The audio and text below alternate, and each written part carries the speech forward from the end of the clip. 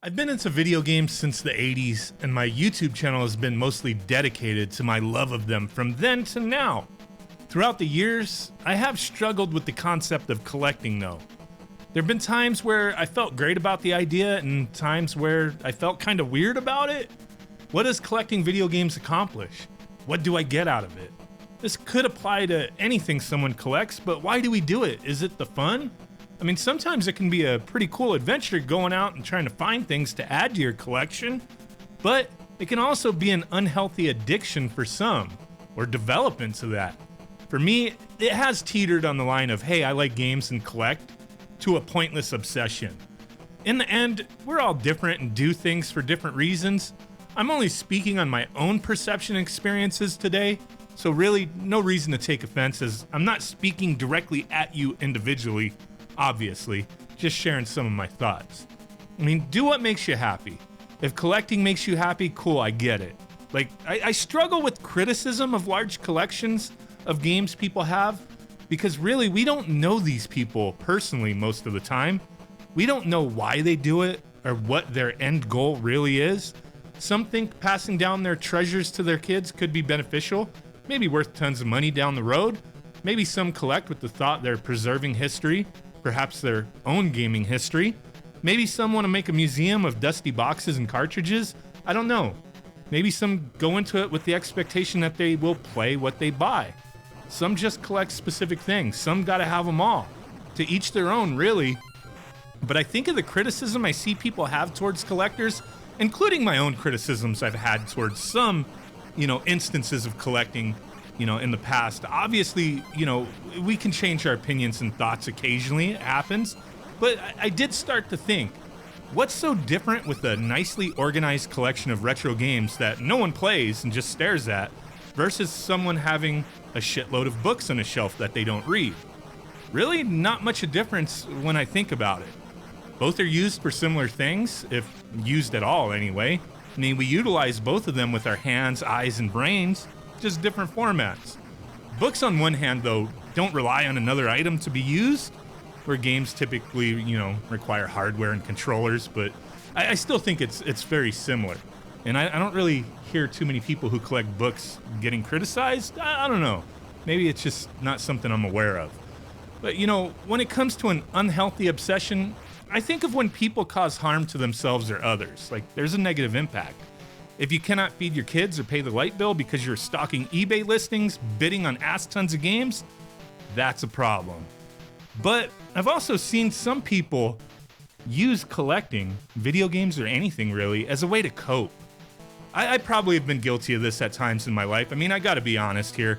Like, shit, I remember times where life kinda sucked for whatever reason, and checking the mail for an NES cartridge was the highlight of my day. I mean, those days were quite a while back, and that feeling didn't really last long. I mean, for some, they take that kind of looking forward to something to the extreme. It becomes an addiction, essentially. Now, I remember a guy I worked with back some 10 plus years ago that really got me thinking about how people buy things because they're bored or they're dealing with certain things, and it feels like Christmas as an adult, getting something to open up and excitedly stare at. I mean, on a smaller scale, that's cool, I suppose. Like, hell yeah, I can't wait when something I'm looking forward to is coming in, but it doesn't roll me, and it's not what drives me, type of thing. But this individual that I'm speaking about, I remember him telling me every day about all these packages he would receive, even showing pictures of the stuff he bought. Retro games, baseball cards, all sorts of different, collectibles. It seemed innocent enough at first, but when I learned more and more about the guy, it really seemed like his obsession was a way to have a distraction of things that, had gone on and were going on in his life. He was going into debt. He was always complaining about going into debt. He was in his 40s, living with his parents. The dad, was on his ass about his obsessive purchases. It was an obsession that had some negative impact on his life, but that rush he got probably felt like it was all worth it.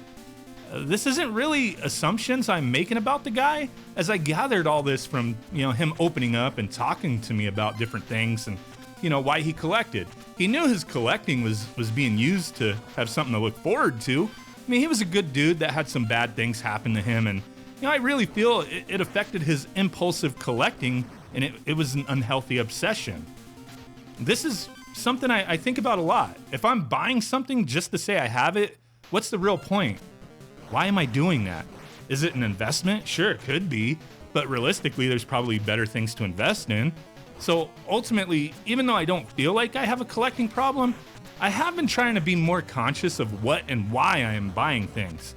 I mean, they're things after all, right? That's all they are.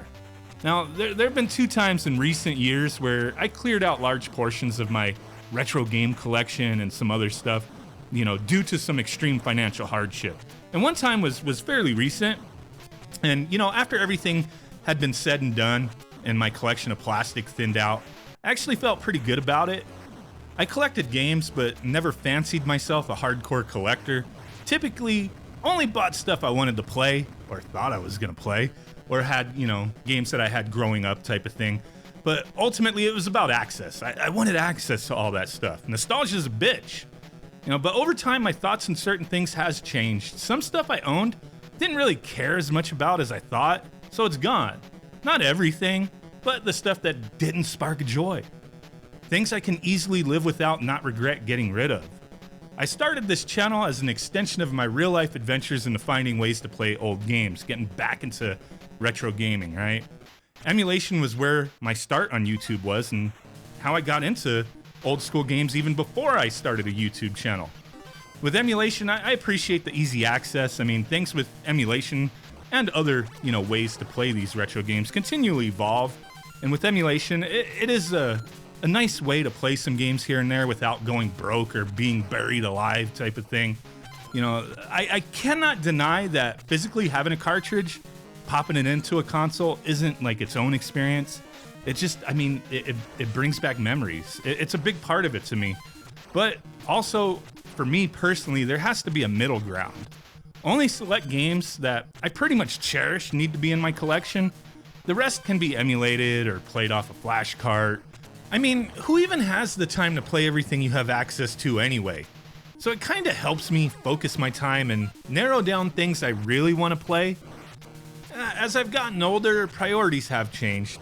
Outlook on certain things has changed for sure. For me, the reason to own things has changed. Nothing wrong with collecting. I still do to a certain extent.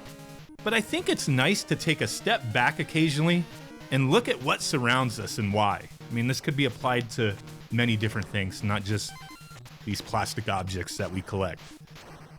Appreciate you guys. Thanks for watching. Catch you on the next one.